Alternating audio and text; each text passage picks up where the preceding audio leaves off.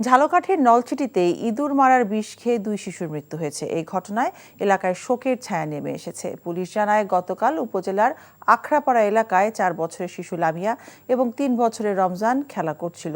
হঠাৎ একটা বোতল পেয়ে তারা সেটির মুখ খুলে জুস ভেবে খেয়ে ফেলে।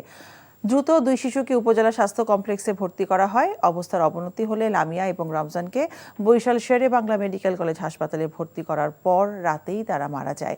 সম্পর্কে 2 শিশু চাচাতো ভাই বোন।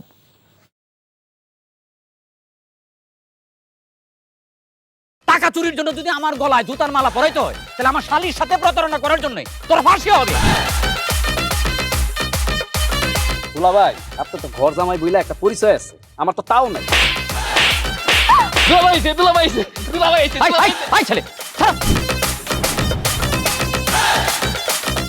রাজনৈতিক ফ্যামিলির মেয়ে হয়ে ওই কাজ করবে।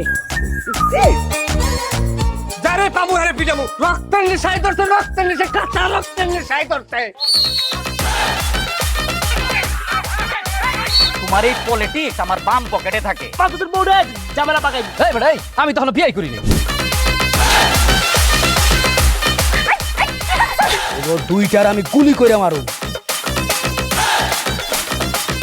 মাসুদরা কোনোদিন ভালো হয় না। আপনার পোশাক আশাক দেখে কিন্তু আপনার তালুকদার বংশের লোক মনে হয় না আব্বা, আপনার মনে হয় যে আপনি ফকির বংশের লোক।